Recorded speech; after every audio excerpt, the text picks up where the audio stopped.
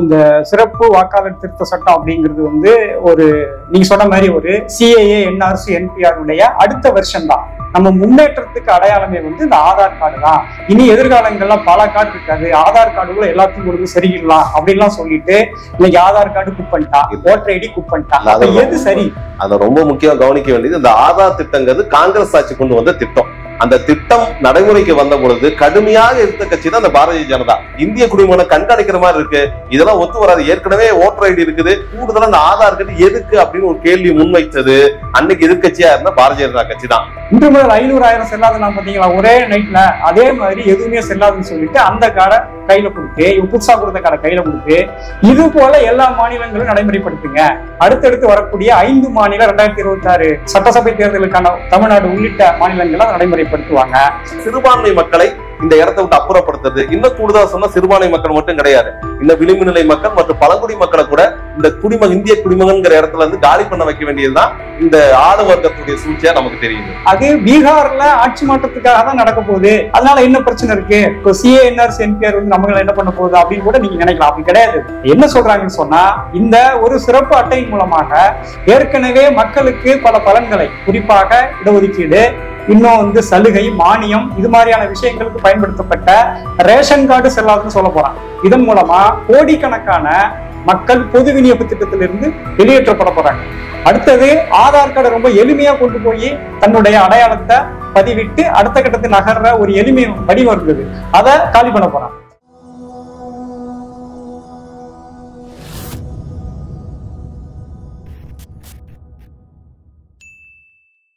பீகார்ல இப்போ special intensive revision அப்படிங்கிற முறையில ஒரு சிறப்பு தேர்தல் வாக்கெடுப்பு, அதுக்கான அடிப்படை வேலைகள்ங்கிற முறையில மத்திய தேர்தல் ஆணையம் பீகார் தேர்தல் மாநில ஆணையத்திற்கு வந்து கடந்த 24ஆம் தேதி வந்து ஒரு கடிதம் கொடுத்திருக்கு. அதுல பல்வேறுபட்ட கட்டுப்பாடுகளை விதித்து இந்தந்த ஆவணங்களை சமர்ப்பிச்சாதான் அவங்கள வந்து வாக்காளர்களா வந்து ஏற்றுக்கொள்ள முடியும் அப்படிங்கிற மாதிரி ஒரு இந்தியாவே இன்னைக்கு அதுக்கு எதிர்ப்பு தெரிவிக்கிற மாதிரியமான ஒரு கருத்து போயிட்டு இருக்கு. இது வரக்கூடிய தேர்தலை வச்சு பாக்குறாங்களா, இல்ல வந்து எதிர்காலத்துல வேறு ஒரு திட்டத்துக்காக, ஒரு ஹிடன் அஜெண்டாவுக்காக வேலை செஞ்சிருக்காங்களா அப்படின்னு இதை பேச வேண்டிய அவசியம் உருவாயிருக்கு. வழக்கமா வந்து ஒரு தேர்தல் நடக்குது அப்படின்னா இந்திய தேர்தல் என்ன பண்ணா, அந்த சட்டப்பேரவைக்கோ இல்ல நாடாளுமன்றத்துக்கோ அந்த 5 ஆண்டு காலம் முடிய போகுது அப்படிங்கிறத அறிவிச்சுட்டு நாங்க தேர்தல் நடத்த போறோம் அறிவிப்பாங்க. அதை தொடர்ந்து வாக்காளர் பட்டியலை முன்னாடி சரி பார்க்க ஆரம்பிச்சிருவாங்க. அந்த வகையில பீகார் தேர்தல் கடந்த 2020 நடந்தது, 5 வருடம் முடிஞ்சிருச்சு. 2025 ஆகஸ்டுக்கு அப்புறம் அதுக்கு புது தேர்தல் வந்தாகணும். அந்த வகையில 2025 நவம்பர்ல பீகாருடைய சட்டமன்ற தேர்தல் நடைபெறும் அப்படின்னு தேர்தல் ஆணையம் அறிவிச்சிச்சு. இதெல்லாம் அறிவிக்கிறதுக்கு முன்னாடி ஜனவரி மாதம் என்ன பண்றாங்கன்னா, தேர்தல் ஆணையம் ஒரு சிறப்பு விதியை வந்து கொண்டு வராங்க. இந்த சிறப்பு விதிங்கிறது பீகாருக்கு மட்டுமல்ல, ஒட்டுமொத்த இந்தியாவுக்குமான அந்த தேர்தல் விதி. அந்த விதியில அவங்க என்ன சொல்லிருக்காங்கன்னா, இந்த வாக்காளர் பட்டியலை சரிபார்ப்பது, அததான் அவங்க என்ன சொல்றாங்கன்னா தீவிரத்தன்மையோடு சரிபார்க்குதல். ஏன்னா ஏற்கனவே வாக்காளரா இருப்பாங்க, இல்ல சில பேர் வீடு மாறி போயிருப்பாங்க, நான் வாக்காளர் அட்டை 2 கூட இருக்கலாம், இல்ல சில பேர் ஊர் விட்டு ஊருக்கு போயிருக்கலாம், இல்ல வெளிநாடு போய் சேர்ந்திருக்கலாம், இல்ல இறந்து போயிருப்பாங்க, இல்ல சில பேர் வந்து விபத்துல காயமடைஞ்சு தனிமைப்பட்டிருப்பாங்க. இப்படியேப்பட்டவங்க எல்லாம் வாக்காளர் பட்டி இருக்கிறத சரிபார்க்கணும். அந்தந்த முகவரியில அந்த வாக்காளர் இருக்காங்களா, அவர்கள் 18 வயதுக்கு மேல உள்ளவர்களா, அவர் ஓட்டு போடுறதுக்கான தகுதி இருக்குதான்னு தீர்மானிக்கிறதுக்கு இந்த புதிய சிறப்பு தீவிர திருத்தத்தை கொண்டு வராங்க. இந்த சிறப்பு தீவிர திருத்தங்கிறது கிட்டத்தட்ட இன்டென்சிவ் கேர் யூனிட் மாதிரி தான். எப்படி அவசர கதியோ அந்த மாதிரி அதற்கான முழுமையான திருத்தங்கள் எதுவும் நாடாளுமன்றத்துல விவாதிக்கப்படல. அது ஒரு பெரிய கேள்விக்குறி. ஏன்னா ஒரு தேர்தல் நடைமுறையில ஒரு சின்ன மாற்றம் வந்தா அதை முறையை விவாதிக்கல. அந்த முறையான விவாதம் எதுவும் இல்லாம இந்த சிறப்பு விதியை கொண்டு வந்திருக்காங்க. இதுல அவங்க என்ன சொல்றாங்கன்னா, நீங்க தேர்தல் ஆணைய அட்டையை வச்சிருந்தாலும், வாக்காளர் அட்டை கையில வச்சிருந்தா கூட அதை மீண்டும் தேர்தல் ஆணையம் சரிபார்க்கும். ஏன்னா அதுக்கு அவங்க சொல்ற காரணம், பீகார் தான் கரண்ட் ட்ரெண்ட். அதனால பீகார்ல 20 வருஷத்துக்கு முன்னாடி 2002, 2003 இந்த காலகட்டங்கள்ல தேர்தல் ஆணையம் வாக்காளர் பட்டியலை சரிபார்க்குது. அது முடிஞ்சு இப்ப 20 வருஷம் கடந்துருச்சு. இந்த 20 வருஷத்துல நிறைய மாறி இருக்கலாம், இல்ல தவறுகள் நடந்துக்கலாம். அதை மீண்டும் சரி செய்து வாக்காளர்களை சரியாக முறைப்படுத்தணும் அப்படிங்கிற ஒரு காரணத்தை சொல்லி இந்த விதிகளை இப்ப செயல்படுத்துறாங்க. இல்ல அந்த சிறப்பு விதி என்ன சொல்றதுன்னா, திருத்தம் பண்றதுக்கு நீங்கள் இந்த வாக்காளர் தானா அப்படின்னு உறுதிப்படுத்தணும். ஏன்னா இந்திய அரசமைப்பு சட்டம் 18 வயதுக்கு மேற்பட்ட அனைவரும் தேர்தல் வாக்களிக்க தகுதி பெற்றவர்கள், அவர்களுக்கு வாக்குரிமை கொடுக்கணும் அப்படிங்கிறது அடிப்படை உரிமை.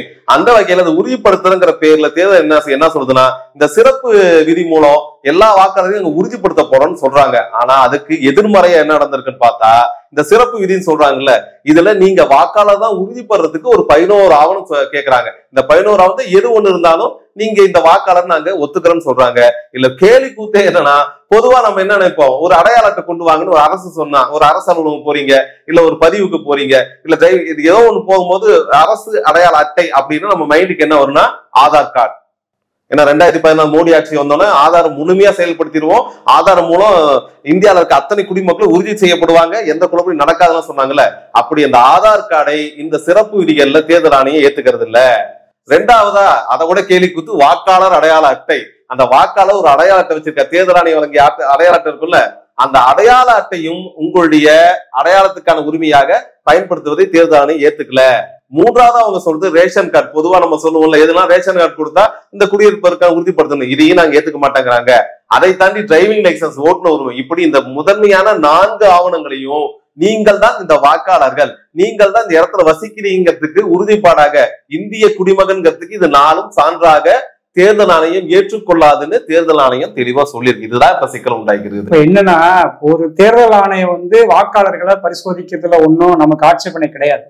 இவங்க என்ன சொல்றாங்கன்னு சொன்னா, ஒரு வாக்காளருக்கான அடிப்படை தகுதி என்ன அப்படின்னு நீங்க சொன்ன மாதிரி 18 வயதை நிறைவு செஞ்சிருக்காரா, இவர் உயிரோட இருக்கிறாரா இல்லையா, அல்லது இந்திய அரசால ஓட்டு போடுவதற்கு ஏற்கத்தக்க நபர் அல்லவா, அப்படியான விஷயங்களை பரிசீலிச்சு அவங்களுக்கு வாக்குரிமை கூடுதல் அந்த குறிப்பிட்ட தொகுதியில வசிக்கிறாரா, அதை உறுதிப்படுத்த வசிக்கிறாரா, அந்த டெரிட்டோரியல் வசிக்கிறாரா அப்படின்னு பார்க்கணும். ஆனா இங்க என்ன நடக்குதுன்னு சொன்னா, தேர்தல் ஆணையம் எது தனக்கான வேலை இல்லையோ அந்த வேலையை செய்யற மாதிரி தெரியுது. எப்படின்னு சொன்னா, இவங்க கேட்கக்கூடிய இந்த 11 ஆவணமும் அடிப்படையிலேயே இவர் இந்திய குடியுரிமை பெற்றவர் தானா அப்படிங்கிற மாதிரி குடியுரிமைக்கான ஆவண பரிசோதிப்பு அப்படிங்கிற மாதிரியான விவரங்களை இது கேக்குதுன்னு சொன்னா, அப்ப இந்த குடியுரிமை பரிசோதிக்கிறதுக்கான உரிமை யாருக்கு இருக்குன்னு பார்த்தா மத்திய உள்துறை அமைச்சருக்கு தான் இருக்கு, மத்திய உள்துறை அமைச்சகத்துக்கு இருக்கு. அப்ப மத்திய உள்துறை அமைச்சகமா இல்ல தேர்தல் ஆணையமா அப்படிங்கிற பாக்குற போதுதான் இது ஒரு சிக்கலை உள்வைக்குது அப்படிங்கிற மாதிரி நம்ம பாக்குறோம். அதுவும் குறிப்பா வர்ற 1-2 மாசத்துல கிட்ட நவம்பர்ல தேர்தல் வருதுன்னு நினைக்கிறேன் பீகார்ல. இவங்க எப்போ இந்த ஆர்டர் கொடுக்குறாங்கன்னு சொன்னா, கடந்த 23-24 தேதியில உயர் நீதிமன்றத்தின் ஆலோசனை கூட இல்லாம, ஒரு தலைமை தேர்தல் அதிகாரி உச்ச நீதிமன்றத்தின் ஆலோசனை கூட இல்லாம ஒரு தலைமை தேர்தல் அதிகாரி பீகார் மாநில தலைமை தேர்தல் அதிகாரி கடிதத்துல என்ன சொல்றாருன்னு சொன்னா, இந்த 24 அடுத்த 24, அதாவது ஜூன் 24 ஜூலை 24க்குள்ள இந்த வேலையை முடிங்க அப்படின்னு சொல்றாரு. அதுல 8 கோடி பேர் மக்கள் தொகை பீகார்ல இருக்காங்க.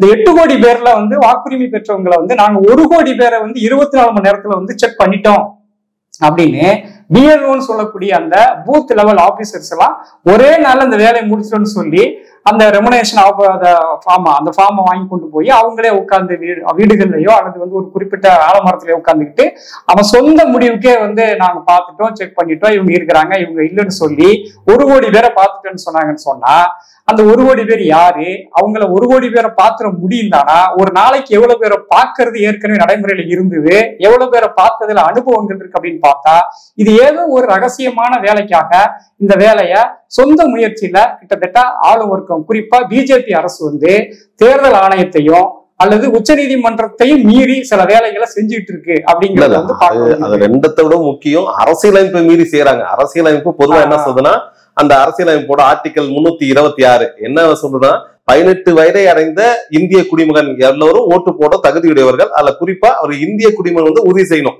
இது ஒரு வரி, அவ்வளவுதான். ஆனா இதைத்தான் நாங்க இங்க முறைப்படுத்த போறோம். ஆனா அப்படிப்பட்டவங்க ஓட்டளிச்சாதான் இந்தியாவோட எதிர்காலத்தை சிறப்பா வடிவமைக்க முடியும்னு ஒரு கருத்தை வச்சுக்கிட்டு அதை அந்த தேர்தல் ஆணையர் உச்ச நீதிமன்றத்துல சுட்டி காட்டுறாரு. அந்த விதியை பூர்த்தி பண்ணதான் நாங்க படாத பாடுபடுறோன்னு. ஆனா இன்னொரு பக்கம் உச்ச நீதிமன்றமே ஒரு குட்டு வைக்குது. நீங்க எப்படி இதெல்லாம் கேக்குறீங்க, எந்த அடிப்படையில இந்த ஆவணங்கள்லாம் சரி நீங்க சொல்றீங்கன்னா, அப்பதான் நீங்க முன்னாடி குறிப்பிட்டீங்களா உள்துறை அமைச்சகம், அந்த உள்துறை அமைச்சகம் தான் ஒரு குடிமகன் இந்திய குடிமகனாக உறுதிப்படுத்தும். அதெல்லாம் நாங்க தலையிடல, நாங்க எதை உறுதிப்படுத்தணும், அப்படி இந்திய குடிமகன் தான் ஓட்டு போட போறாங்க உறுதிப்படுத்துறோம்னு சொல்லி அங்க ஜகா வாங்கிட்டாங்க. ஜகா வாங்குறது இப்போதைய மனுப்பல் தான். ஏன்னா நமக்கு நல்லா தெரியும், கடந்த 2014 தேர்தல் தொடர்ச்சியாக எதிர்கட்சிகள் மற்றும் மக்கள் எல்லாரும் என்ன சொல்றாங்கன்னா, பாஜக கூட்டணி ஏதோ ஒரு வகையில கோல்மால் பண்ணி ஜெயிச்சிடறாங்க, குளறுபடி பண்ணி. அந்த குளறுபடியில முக்கியமான குளறுபடி ஒண்ணு ஓட்டிங் மிஷின். அந்த சிக்கல் எல்லாத்துக்கும் தெரியும். இந்த இவிஎம் மிஷின், இந்த எலக்ட்ரானிக் ஓட்டிங் மிஷின்ல எங்கேயாச்சும் ஹேக் பண்ணி ஓட்டுகளை அதிகம் பண்ணவும் குறைக்க பண்ண முடியும், இதுக்கான சாத்தியக்கூறு இருக்குன்னு பல முறை உச்ச நீதிமன்றம் போய் முறையிட்டாச்சு. தேர்தல் கமிஷன் மறுத்து இருக்கு, இது நடந்திருக்கு. இன்னொரு பக்கம் எதிர்கட்சிக்கு வச்ச முக்கியமான குற்றச்சாட்டு, போலி வாக்காளர்களை அதிகப்படுத்துவது இல்ல உண்மையான வாக்காளர்களை நீக்குதல், ரெண்டுல ஏதோ ஒண்ணு செஞ்சுதான். ஏன்னா கடந்த தேர்தல் எல்லாம் பாத்தீங்கன்னா வெற்றி சதவீதம் ஒவ்வொரு தொகுதியிலையும் பிஜேபிக்கும் எதிர்கட்சிக்குமான வெற்றி சதவீதத்துக்குள்ள அந்த வேறுபாடு வெறும் 2%, 3% தான். ஆகவே இந்த 3% வாக்காளர்களை இல்ல ஒரு 3% 5% வாக்காளர்களை ஓட்டு போட விடாமல் தடுப்பது, இல்ல வாக்கெடுப்பில் பங்கெடுக்க முடியாமல் அவர்களை தவிர்ப்பது, இல்ல அவங்களுடைய ஓட்டுரிமையை தவிர்த்து விடுவதுங்கிற நோக்கத்துலதான் பிஜேபி செயல்தான் குற்றச்சாட்டை சுமத்திக்கிட்டே வந்தாங்க. அதன் வெளிப்பாடாதான் இந்த புதிய திருத்தம், இந்த தீவிர திருத்தங்கிறது அந்த பிஜேபி மீண்டும் வெற்றி பெறணுங்கிற எண்ணத்துலதான் கொண்டு வரப்பட்டது. அதோடைய ட்ரையல் ஃபீல்டுமாங்க, அதை எங்க செயல்படுத்தி பார்க்கலாங்கிறப்ப முதல் ட்ரையல் ஃபீல்டா மாட்டி இருக்கிறதா இந்த பீகார் எலெக்ஷன். நம்ம இங்க இருந்து அந்த விஷயத்தை அணுக வேண்டியிருக்குது. அவங்க ஏற்கனவே நம்ம நடைமுறையில இருந்தது எப்படின்னு சொன்னா, வாக்காளர் அட்டை அப்படிங்கிற முறையில இவரு பதிவு பெற்றிருந்தா போதும், ஓட்டு போடுற பொழுது ப்ரூஃபா ஒரு 16 ஆவணங்களை ஏற்கனவே தேர்தல் ஆணையம் சொல்லியிருந்தது. அதுல நீங்க சொன்ன மாதிரி ஓட்டர் ஐடி, ரேஷன் கார்டு, இந்த மாதிரி ஒரு 16 ஆவணங்கள் ரொம்ப எளிய முறையில ஏற்கனவே ஓட்டு போட்ட வரலாறு கிட்டத்தட்ட அரை நூற்றாண்டுகளுக்கு மேல நமக்கு இருக்கு. இப்ப அதையெல்லாம் விட்டுட்டு இவங்க என்ன சொல்றாங்கன்னு சொன்னா, 1985க்கு முன்னாடி பிறந்தவங்க அவங்களுடைய பிறப்பு சான்றிதழ் சமர்ப்பிக்கணும்.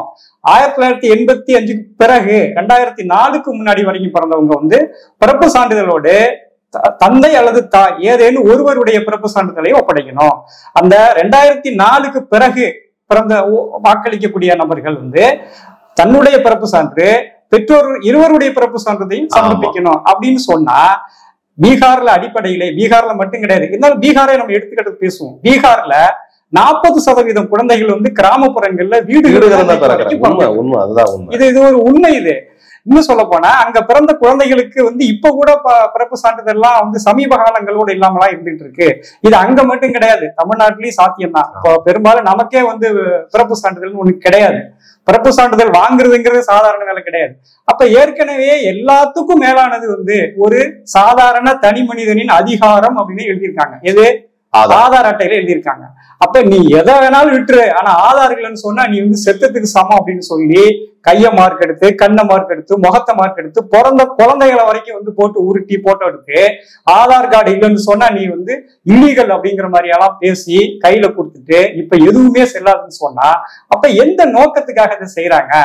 இப்ப ஆதார் கார்டு அப்படிங்கிறதுக்காக கிட்டத்தட்ட பல ஆயிரம் கோடி நந்தன் நிலகனின்னு சொல்லக்கூடிய ஒரு பெரிய தொழிலதிபருக்கு அந்த அட்டை தயாரித்து தரக்கூடிய டெண்டரை ஏற்கனவே வழங்கினாங்க. நம்ம அப்பவே சொன்னோம், இந்தியாவை ஒரு கண்காணிக்கிற சமூகமா கார்பரேட் நிறுவனங்களுக்கு சேவை செய்யக்கூடிய வேலையை மோடி அரசு செய்யுது அப்படின்னு சொன்ன பொழுது அதெல்லாம் கிடையாது, நம்ம முன்னேற்றத்துக்கு அடையாளமே இந்த ஆதார் கார்டு தான்.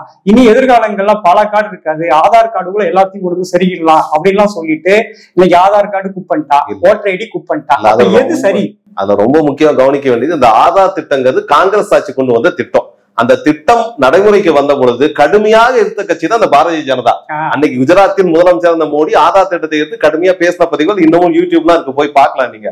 அந்த அளவுக்கு கடுமையா ஏன் எதிர்க்கிறாங்கன்னா, இது என்ன இந்திய குடிமகனை கண்காணிக்கிற மாதிரி இருக்கு, இதெல்லாம் ஒத்து வராது. ஏற்கனவே ஓட்டர் ஐடி இருக்குது, ஏற்கனவே மீதி ஆவணங்கள்லாம் இருக்கு, பாஸ்போர்ட்லாம். அப்ப கூடுதலா அந்த ஆதார் கார்டு எதுக்கு அப்படின்னு ஒரு கேள்வி முன்வைத்தது அன்னைக்கு எதிர்கட்சியா இருந்த பாரதிய ஜனதா கட்சி தான். ஆனா 2014 ஆட்சிக்கு வந்த உடனே நாங்கள் ஆதார்ல சில திருத்தம் பண்றோம்ட்டு மேம்போக்கா சில செஞ்சுட்டு நந்தன் நீல்கனிக்கிட்டே மீண்டும் கொடுத்தாங்க. அதுல முக்கியமா பிஜேபி முன்னாடி வச்ச குற்றச்சாட்டு, இந்த நந்தன் நீல்கனி காங்கிரஸ் உடைய ஏஜென்ட், அவரு காசு போச்சுன்னா அதுல ஊழல் பண்ணி நிறைய காசை காங்கிரஸ் எடுத்து இருக்குன்னு எல்லாத்தையும் பேசினா அதே பிஜேபி இவர்கள் ஆட்சிக்கு வந்த பின்னும் அதே நந்தன் நீல்கனிகள் தான் அந்த ப்ராஜெக்ட் கொண்டு தராங்க. அவர் தொடர்புடைய நிறுவனங்கள் தான் இந்த ஆதாரை செஞ்சு முடிஞ்சது. நீங்க முன்னாடி குறிப்பிட்ட மாதிரி ஆதார் கொண்டு வரும்பொழுது சொன்னது, இது ஒரு அட்டை வந்துட்டா போதும், மக்கள் எதுக்கு அலைய தேவையில்லை. ஏன்னா ஒவ்வொரு அட்டைக்கும் மக்கள் அரசு அலுவலகம் அலையிறாங்க. அதனால அரசு அலுவலகத்துக்கு அலைவதை குறைப்பதற்காக இந்த ஆதார் கார்டு ஆதார பேங்க் பாஸ்புக் கூட இணைச்சிருங்க, ஆதார ஓட்டர் ஐடியோட இணைச்சிருங்க, ஆதார கேஸ் கனெக்ஷன் இணைச்சிருங்கன்ட்டு இது எல்லாம் முடிஞ்சு. ஏன்னா கடந்த வருடம் கூட ஆதார நீங்க கண்டிப்பா கேஸ் கனெக்ஷன்ல இணைக்கணும் மத்திய அரசு ஒரு அறிக்கை வெளியிட்டு தீவிரம் நடைமுறைப்படுத்தினாங்க. இது அத்தனையும் நடைமுறைப்படுத்தி முடிச்சதுக்கு அப்புறம் இப்ப என்ன சொல்றாங்கன்னா, ஆதார் நாங்க ஏத்துக்க முடியாது. ஏன் ஏத்துக்க முடியாதுன்னா, அந்த காலகட்டத்தில் உச்ச நீதிமன்றம் ஒரு வழக்கு நடைபெறுது. ஆதார் அடிப்படை ஆவணமான மத்திய அரசு அங்க மறுக்குதா? இல்ல ஆதார் அடிப்படை ஆவணம் கிடையாது, அது கூடுதல் ஆவணம்ட்டு ஒரு பிரமாண பத்திரத்தை தாக்கல் பண்ணிட்டு அதே நேரத்துல பேங்க் பாஸ்புக், கேஸ் கனெக்ஷன் ஆகட்டும், இல்ல நீங்க இபி கனெக்ஷன் எல்லாத்துக்கும் ஆதாரம் இணைச்சது இதே ஒன்றிய அரசுடைய கொள்கை முடிவு தான். இந்த வகையில ஆதார்ங்கிறத அனைத்து கண்காணிப்புகளும் பயன்படுத்திக்கிட்டு மீண்டும் இப்ப ஏன் இன்னொரு ஆதாரம் வேணும், நீங்க குடிமகன் நிரூபிக்க இன்னொரு ஆதாரம் ஏன் வேணும்னு சொல்றாங்கன்னா, இதோட கதை 2019-20 நடந்த சிஏஏ என்ஆர்சிக்கு எதிரான போராட்டத்தோட ஒன்றிணைந்து பார்க்கணும். ஏன்னா அந்த CAA-NRC போராட்டம் எதுக்காக முன்னெடுக்கப்பட்டதுன்னா, இந்தியாவில் இருக்கக்கூடிய சிறுபான்மை மக்களுடைய தேசிய இனத்தை நாங்கள் அடையாளப்படுத்த வேண்டுங்கிற உள்நோக்கத்தை கொண்டுதான் இந்த 1947 to 56 காலகட்டங்களுக்கு அப்புறம் யாரெல்லாம் இந்தியாவுக்கு வந்தாங்க, அவங்க தாய் தந்தையர்கள் இந்தியர்களா, அவங்க இந்தியாவில எவ்வளவு வருஷம் இருந்தாங்க, அப்படி இருந்தா அதுக்கான ஆதாரம் கொண்டு வாங்க அப்படின்னு எல்லாத்தையும் பேசினாங்க. இதை ஏற்று மிகப்பெரிய போராட்டம் நடந்துச்சு. இடையில கொரோனா காலம் வந்ததுனால அந்த போராட்டம் கொஞ்சம் மட்டுப்படுத்தப்படுது. இருந்த போதிலும் நாடாளுமன்றத்தில் அதை முழுமையாக நாங்கள் அமுல்படுத்த மாட்டோம்னு இந்த அரசு ஒத்துக்குச்சு, பிஜேபி அரசு. ஆனா தேர்தல் நெருங்க நெருங்க, நம்ம சொல்றது நாடாளுமன்ற தேர்தல் 2024 நடந்துச்சுல, அந்த தேர்தல் நெருங்குவதற்கு 3 மாதத்துக்கு முன்னாடி உள்துறை அமைச்சர் திடீர்னு ஒரு அறிவிப்பு வெளியிடுறாரு. NRC CAA நாங்கள் முழுமையாக செயல்படுத்துவோம், அதுதான் அடிப்படையான தேசிய இன கூறுகளை உள்ளடக்கிய ஒரு குடிமகனுக்கான அத்தாட்சி அப்படின்னு அறிவிச்சுட்டு அதுக்கான பணிகளை தொடங்கிட்டாங்க. அது ஒரு பக்கம் போயிட்டு இருக்கு. மீண்டும் போராட்டம் எடுக்கிற சூழல் இல்ல. இந்த வேலையில தான் இதுல இன்னும் எதை சொல்ல, வெந்த புல்ல வேல் பாய்ச்சற மாதிரிங்கிற மாதிரி இந்த தேர்தல் ஆணையம் என்ன பண்ணிக்க, இந்த புதிய விதிகள், இந்த அதிதீவிர சிறப்பு முகாம் மூலம் என்ன பண்ணிருக்காங்கன்னா, இவங்க கேட்கறாங்களா ஒரு 11 ஆவணம் தான் நீங்க இந்திய குடிமகன்ல, அதுல முக்கியமான ஒண்ணு NRC, நேஷனல் ரிஜிஸ்டர் சார்ட்டர்ங்கிற அந்த தேசிய பதிவு ஆவணம். அதுல உங்க பேர் இருந்தாதான் நீங்க இந்திய குடிமகன் ஒத்துக்க முடியுங்கிற ஆவணத்தை இன்னைக்கு அவங்க ஒரு 8வது இடத்துல 9வது இடத்துல வச்சிருந்தா கூட, இனி வருங்காலங்களில் இந்த பதிவு ஆவணம் மூலம் தான் உங்களுடைய இந்திய குடிமகன் என்ற சான்று வழங்கப்படுங்கிறத மத்திய அரசு கொண்டு வரதுக்கான முடிவுல தான் இதை கொண்டு வருது. ஒரு வகையில சிறுபான்மை மக்களை இந்த இடத்தை விட்டு அப்புறப்படுத்துறது. இன்னும் கூடுதலா சொன்னா சிறுபான்மை மக்கள் மட்டும் கிடையாது, இந்த விளிம்பு நிலை மக்கள் மற்றும் பழங்குடி மக்களை கூட இந்த இந்திய குடிமகன்கிற இடத்துல இருந்து காலி பண்ண வைக்க வேண்டியதுதான் இந்த ஆளு வர்க்கத்துடைய சூழ்ச்சியா நமக்கு தெரியுது. இந்த சிறப்பு வாக்காளர் திருத்த சட்டம் அப்படிங்கிறது ஒரு நீங்க சொன்ன மாதிரி ஒரு CAA NRC NPR உடைய அடுத்த வெர்ஷன் தான். ஏன் அப்படின்னு சொன்னா, இவங்க ஏற்கனவே 3 வேளாண் மசோதா அப்படிங்கிற விஷயத்துல மக்களுடைய போராட்டத்துல தன்னுடைய நிலைமையை தற்காலிகமா பின்வாங்கிக்கிட்டாங்க. ஆனா நடைமுறைக்கு வரல இன்னும். அதே மாதிரி நேரடியா NRC NPR வந்த பொழுது இந்தியாவே மிகப்பெரிய அளவுக்கு ஒரு ஷாஹின்பாத் மாதிரியான போராட்டங்களை கட்டியமைச்ச பொழுது இது சிக்கலுக்குள்ளாயிடும் அப்படின்னு சொல்லி அதை கோவிட்ட காரணமாக காட்டி உடனடியா தற்காலிகமா பின்வாங்கினாங்க. ஆனா திரும்ப கோவிட் முடிஞ்ச பிறகு இது எப்பாடுபட்டாலும் கொண்டு வந்துருவோம் அப்படின்னு சொன்னாங்க. அதே மாதிரி பீகார்ல தான், குறிப்பா பீகார்ல உள்ள இளைஞர்கள் தான் நாட்டுப்பற்று மிக்கவர்கள்ங்கிறதுக்கு அந்த போராட்டம் முன் வந்தது. எப்படின்னு சொன்னா, இந்திய ராணுவத்தில் அதிகமான அளவுக்கு நம்ம தமிழ்நாடு தென் மாவட்டங்களில் இருந்து பங்கேற்கக்கூடிய நபர்கள் மாதிரி அதிகமான இளைஞர்கள் நாட்டுப்பற்றோட வேலை செய்யக்கூடிய நபர்களா இருந்தாங்க ராணுவத்துல.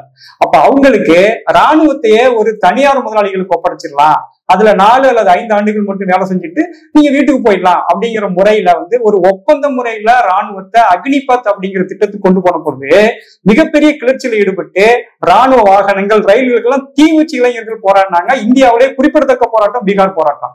அப்ப அந்த இளைஞர்களை தான் இன்னைக்கு சந்தேகப்பட்டு நீங்க சரியான நபர் தானா, நீங்க இந்திய பிரஜை தானா அப்படிங்கிறது நிரூபிக்கிறதுக்கு இந்த மாதிரியான சான்றிதழ் எல்லாம் கேட்கறாங்க.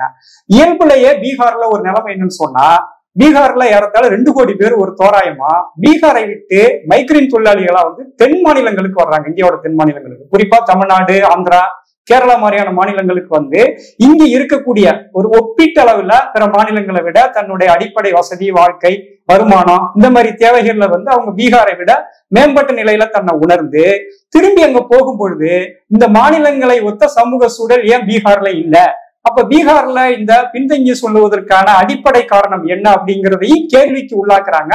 அது இப்ப சமீபத்துல பீகார் அரசியல்ல தாக்கத்தை ஏற்படுத்துது. அது நிதிஷ்குமாருக்கு பெரிய பிரச்சனையா இருக்கும் போல இருக்கு. அது அடுத்த கட்டமா வேறு ஒரு இருக்கக்கூடிய, அதாவது லல்லு பிரசாத் யாதவுக்கு வரக்கூடிய அரசியல்ல ஒரு வெற்றி வாய்ப்பை வழங்கிடுமோ, இவங்க ஏதோ ஒரு வகையில வளர்ச்சி போட்ட நிதிஷ்குமாருடைய அரசியலுக்கு நிதிஷ்குமாருடைய கவர்மெண்ட்டுக்கு ஆபத்து வந்துருமோ அப்படிங்கிற முறையில அச்சப்பட்டுதான் இப்ப ஒரு புது முறைக்கு இவங்க வர்றாங்க.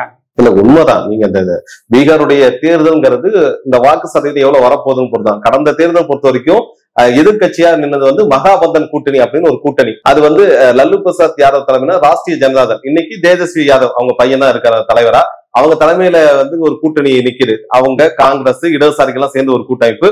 ஒரு பக்கம் வழக்கம் போல தேசிய கூட்டமைப்பு பிஜேபி, இவங்க 2 பேரும் போட்டிடுறதுல மிக குறைந்த வாக்கு சதவீதம் தான் சில தொகுதிகள், கிட்டத்தட்ட இவங்க ஒரு 110 தொகுதி, அவங்க ஒரு 126 தொகுதி, இந்த ஒரு 16 தொகுதி வித்தியாசத்தில் தான் இன்னைக்கு இந்த நிதிஷ்குமாரோட ஆட்சி நடந்துட்டு இருக்குது. ஆனா இந்த ஆட்சியில நடந்த ஊழல்கள் தொடர்ச்சியா நீங்க பத்திரிகையில பார்த்துக்கலாம். பாலம் இடிந்து விழுந்த பாலம், இதுல 90% பாலம் இடிந்து விழுந்த இடம் பீகார். ஆனா ஏன் இதை பிஜேபி கட்சி பெருசுப்படுத்தலாம், கூட்டணி ஆட்சியில பிஜேபி அங்க இருக்கிறதுனால இந்த செய்திகளை அந்த கட்சி பெருசுப்படுத்தலாம், அவ்வளவுதான். இல்லைன்னா வேற ஒரு மாநிலத்தில் நடந்திருக்கு, பிஜேபி ஆதரவல்லாத கட்சி ஆட்சி நடத்துற மாநிலத்தில் இது நடந்திருந்தா இந்நேரத்துக்கு ஒன்றிய அரசு அங்க புகுந்து என்ன வேணுமோ பண்ணிருக்கோம். ஆனா பிஜேபியை பொறுத்த வரைக்கும் அங்க நிதிஷ்குமாருடைய ஆதரவு இல்லாம அவங்க ஆட்சி தொடர முடியாது. அதன் காரணத்துல பீகார்ல நடந்த எந்த ஊழலையும் இதுவரைக்கும் பிஜேபி தட்டி கேட்டதில்லை. இது ஒரு பக்கம். இன்னொரு பக்கம் பாத்தீங்கன்னா இந்த வாக்காளர் பட்டியல் திருத்தம் கொண்டு வந்தாங்கல்ல, இந்த திருத்தத்துக்கு கொடுக்கப்பட்ட கால இடைவெளி 30 நாள்ல, இன்னும் ஒரு 4 நாள்ல முடிய போகுது அந்த வாக்காளர் பட்டியல். 24 ஜூலை 24 மாலையோட இந்த திருத்தத்துக்கான நாள் முடிஞ்சு 25ஆம் தேதி ஃபைனலுக்கு நாங்க ரெடி ஆகும். ஃபைனல்னா ப்ரீ ஃபைனல் வெளியிட்டுருவோங்கிறாங்க எலெக்ஷன் கமிஷன். இது வரைக்கும் அவங்களுக்கு கிடைச்ச அந்த திருத்தப்பட்டியல் எல்லாம் வச்சு கணக்கு பார்த்தா கூட மொத்த வாக்காளராக இருக்க ஒரு 7.90 கோடியில வெறும் 6.70 கோடி மக்களுடைய திருத்தப்பட்டியல் தான் வந்திருக்கு. மீது 1 கோடி பேருடைய திருத்தப்பட்டியல் வரல. அதுல குறிப்பா ஒரு 4% பேர் இறந்து போயிருக்கலாம், இன்னும் குறிப்பா ஒரு 5% பேர் இடம் மாறி போயிருக்கலாம், இன்னும் ஒரு 8 to 10% பேருக்கு இதை பத்தி விவரம் தெரியாதுன்னு தேர்தல் ஆணையமே ஒத்துக்குது. இந்த நிலையில இன்னும் ஒரு 4 நாள் இறுதி செய்யப்பட்ட வாக்காளர் பட்டியல் அப்படின்னு ஒரு பட்டியல் வெளியிடும்ல தேர்தல் ஆணையம் பீகார்ல, அந்த வாக்காளர் பட்டியல குறைந்தபட்சம் 1 கோடி பேர் இந்த வாக்காளருங்கிற இதுல இருந்து விடுபட்டிருப்பாங்க அப்படிங்கறத சொல்றாங்க. ஏன்னா தேர்தல் ஆணையம் கைக்கு வந்த இந்த விண்ணப்ப படிவங்களை சரி பார்த்தா கண்டிப்பா அதுல பாதி அவங்க இல்லைன்னு சொல்லுவாங்க.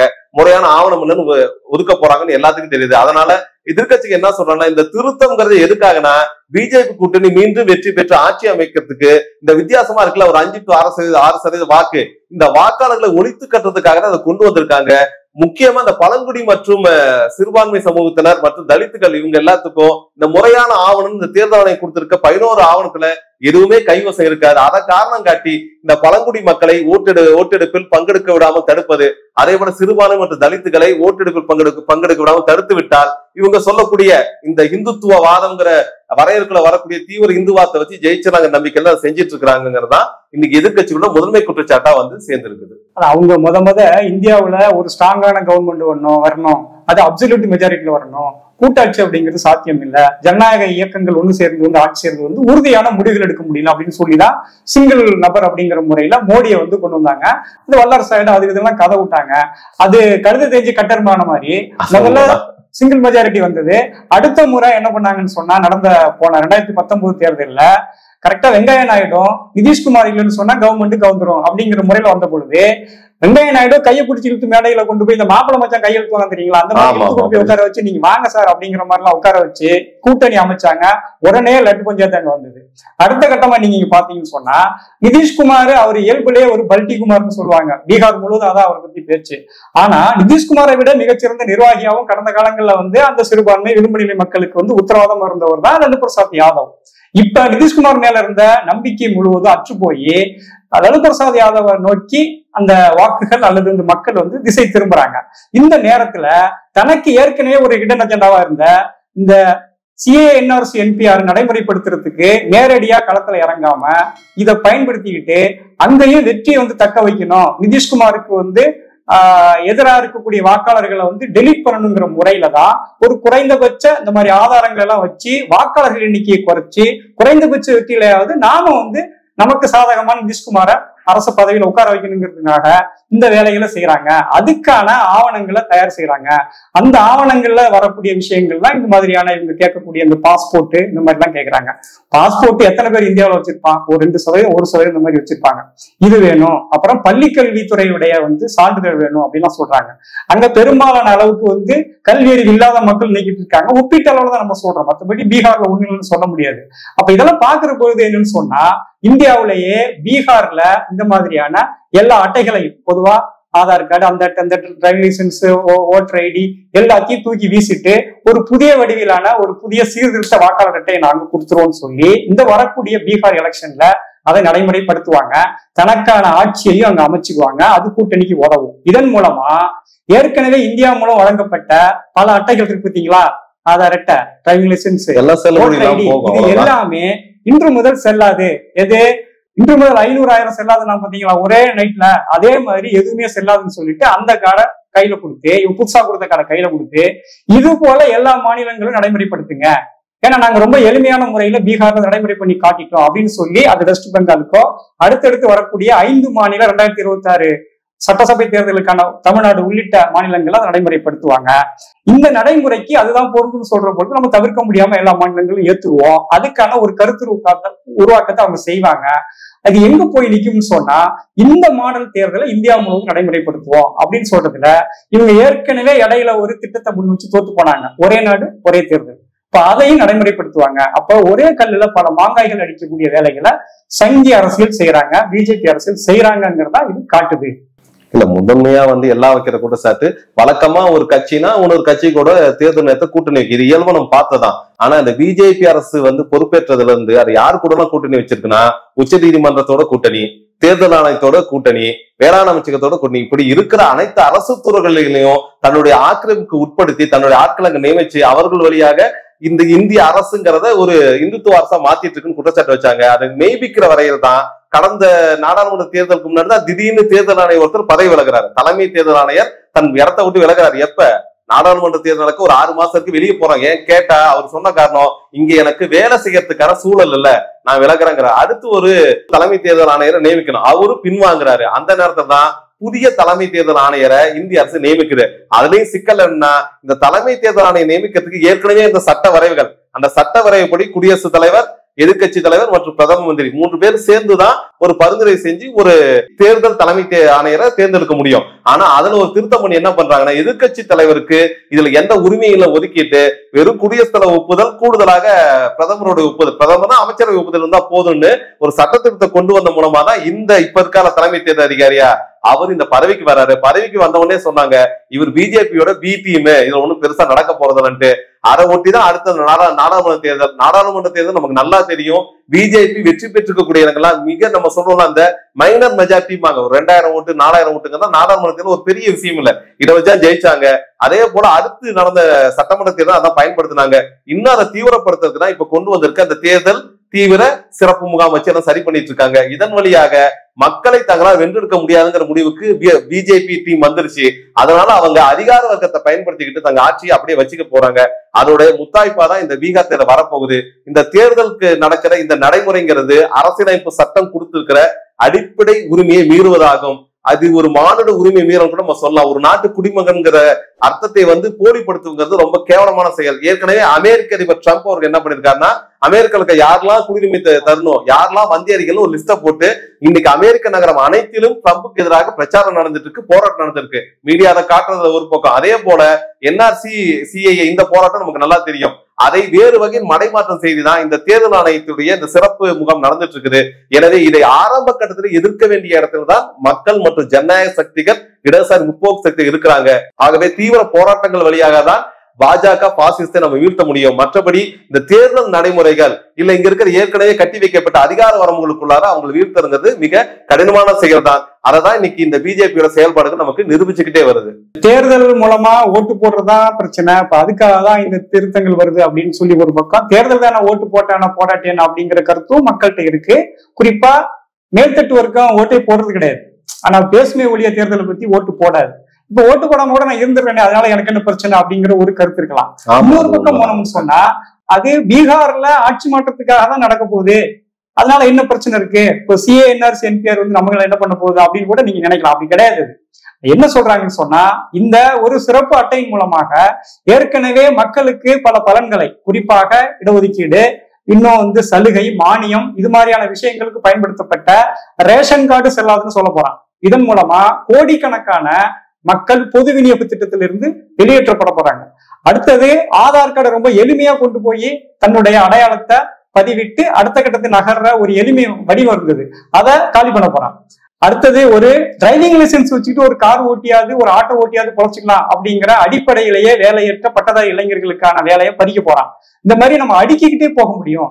அப்ப இது ஒட்டுமொத்த அடிப்படை வாழ்க்கையை சிதைக்க போகுது அப்படிங்கிறதுக்கு இந்த எஸ்ஐஆர் அப்படிங்கிறது வருது. அப்ப எஸ்ஐஆர் அப்படிங்கிறது ஒரு புதுசு கிடையாது. ஏற்கனவே சிஏஏ என்ஆர்சி என்பிஆர் வந்த பழைய கல்லு, எஸ்ஐஆர்ங்கிறது புது மொந்த. அப்ப பழைய கல்லு புது மொந்த அப்படிங்கிறத நம்ம புரிஞ்சுக்கணும். கூடவே தேர்தல் அப்படிங்கிறத ஒரு யதார்த்தமான விஷயமா நம்ம பார்த்துக்கிட்டு இருந்த காலம் மாறி போய் பாசிச அமைப்புகளே, அதாவது ஆர்எஸ்எஸ் பிஜேபி நேரடியா தேர்தலில் தன்னுடைய பங்களிப்பை செலுத்தி அதுல ஒரு பாசிச வடிவத்தை புகுத்துதுங்கிறதா இதுன்னு சொல்லுது. அதாவது தேர்தல் முறையில நான் வர முடியாதுங்கிறது எனக்கு தெரியும், அப்ப எப்படி வரணும் அப்படிங்கிறதுக்கு ஒரு இல்லீகலான முறையை பயன்படுத்தி தேர்தலையும் தன்மைப்படுத்துறது அப்படிங்கிறதுக்கு பாராளுமன்றத்தையே ஒரு பாசிச நடவடிக்கைக்கு உட்படுத்தி பாசிசத்தை எப்படி நடைமுறைப்படுத்துறது, ஒரே நாடு அகண்ட பாரதம், ஒரு ஏக இந்தியா அப்படிங்கிற மாதிரியான நிலைமைக்கு எப்படி கொண்டு போறது அப்படிங்கிறதுக்கு அவங்க செயல் திட்டத்தை வகுத்து வேலை செஞ்சிருக்காங்க. அப்ப அப்படிலாம் புரிஞ்சுக்கிட்டு இந்த விஷயத்த எதிர்க்கணுமே ஒழிய, இது ஏதோ ஒரு பீகார் பிரச்சனை, இது ஒரு தேர்தல் பிரச்சனை, இது ஒரு அட்டை பிரச்சனை அப்படின்னு பார்க்க முடியாது. இந்தியாவிலேயே இந்திய குடிமக்களை ஒரு தனித்த விலங்குகள் போல ஒரு முள்வேலிக்குள்ள ஒரு ஒதுக்கப்பட்ட மக்களாக எதிர்காலத்துல அடையாளம் காணப்பட்டு பிரிச்சு போட போறான். அதாவது மேல் கீழ் அல்லது நீ வேற இவன் வேற அப்படின்னு சொல்லி ஒரு உள்நாட்டு விலங்குகளை போல, ஒரு உள்நாட்டு அடிமைகளை போல கொண்டு கார்பரேட் கம்பெனிகளுக்கு கொத்தடிமை கூலிகளாக மாத்துறதுக்கான திட்டம் தான். அதனாலதான் கார்பரேட் இந்த திட்டத்துக்கு ஒத்து போகுது. அப்ப கார்பரேட்டும் காவி பாசிஸ்டுகளும் செயல்படக்கூடிய ஒரு திட்டமா இதை நம்ம பார்த்து மக்கள் திரளா ஒன்று சேர்ந்து நீதியில இறங்கி போராடி முறியடிக்கணும் அப்படின்னு கேட்டுக்கிறோம்.